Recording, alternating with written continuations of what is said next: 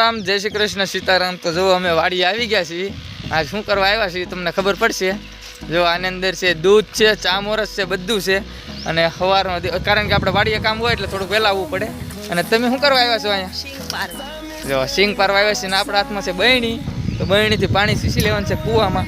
આપણે સીસણિયું ને એવું બધું અહીંયા રાખેલું હતું કારણ કે પાણી આપણે પીવા જોવે ને એટલે। અને અહીંયા ડેમનું રિનોવેશનનું કામ ચાલુ છે એટલે થોડોક અવાજ આવતો છે તમને। ચાલો તો હું પાણી સીસી લઉં તો વિડીયો જોવાનું ભૂલતા નહીં। અને મૂકી દઈએ આપણે ફોન આ રીતે મૂકી તમને કદાચ બતાવીએ ને એટલા માટે હો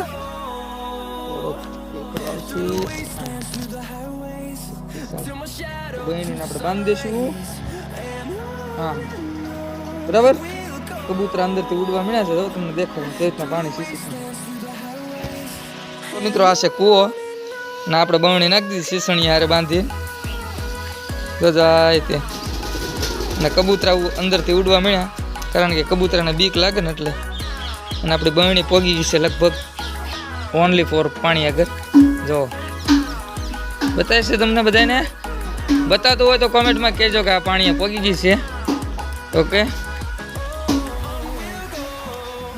જો મિત્રો આપણે પાણી ખેંચી લીધું છે કૂવાની અંદરથી ના ગેટ આપણે છોડી નાખશું કારણ કે બહેણી લઈ જાય છે હા આપણે માંડવી છે ત્યાં બરાબર। જૂના જમાનામાં આ રીતના જ આપણે પાણી બધું। અને આની અંદર એક પક્ષી આવી ગયું છે। પક્ષી એટલે કાંક છે જો અહીંયા તો તરે છે। હવે તો લગભગ ફરી વખત સીસવું પડશે પાણી। જો ચોમાસું છે એટલે લીલું લીલું ઘાસ પણ સરસ મજાનું ઉગી ગયું છે બધે તમે જોઈ શકો જો અહીંયા। અને આ માંડવી અત્યારે જેવી ઉગી છે ને આપણી ઉગી ગઈ છે। અને અહીંયા જો ઊભા છે પારવા અને આપણે જળ ભરી લીધું છે બહેણીની અંદર હવે જાય છે આપણે સિંગ પારવા। ના જો અહીંયા ઝટકા શોટ બાંધેલા છે ઉંદરા ન આવવાનું એટલે। અને આપણી છે સિંગ અવડી અવડી થઈ ગઈ છે। એકાદા બે ત્રણ વરસાદ આવી ગયા છે જો તમે અહીંથી તે ઠેઠ સામને લગી આપણી સિંગ છે। તો વિડીયો જોવાનું ભૂલતા નહીં મિત્રો। અને આજે અમારે સિંગ પારવાની છે અને જોરદાર વિડીયો આવશે તમારા માટે। તો પહેલાં સૌથી પહેલાં વિડીયો જોવા માટે સંજય વ્લોગ ડે ચેનલની અંદર તમે જાઓ ને સબસ્ક્રાઈબ કરી લ્યો। બાકી વિડીયો જોઈ રાખજો।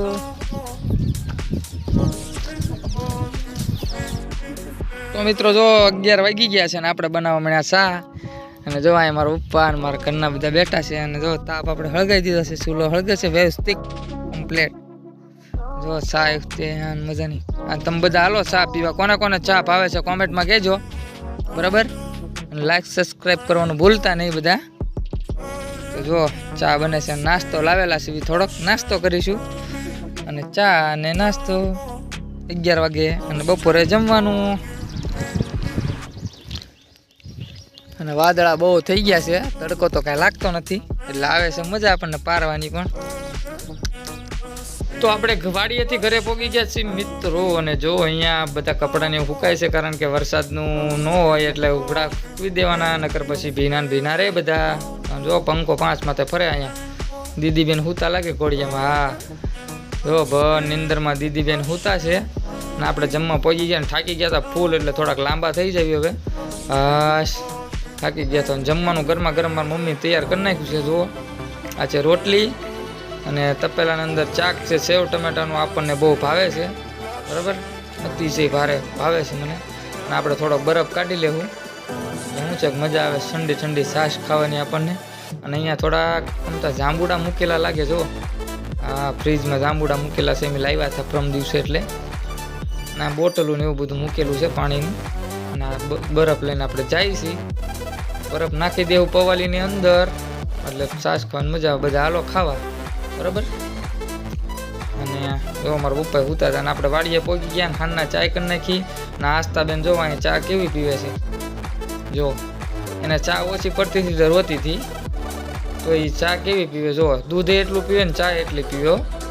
એમાં મારા પપ્પાએ કીધું હાલ ચા પીવી હોય તો હજી તે જો પાછી ના પહોંચી ગઈ મારા પપ્પા આગળ રીતે એવું છે બધું। અને વાદળાને એવું થોડુંક વધારે થઈ ગયું હતું અને વરસાદ આવવાનો ટાઈમ થઈ ગયો હતો। અને ઘરે પહોંચ્યા હતા વરસાદ આવવા માંડ્યો હતો જો બહાટી બોલાવવા માંડ્યો હતો વરસાદ। આપણે તો ઘરે પહોંચી ગયા હતા વ્યવસ્થિત, વરસાદ બહુ આવતો હતો। તો ચાલો બાય બાય ટાટા આવજો, નેક્સ્ટ વિડીયોમાં મળશું।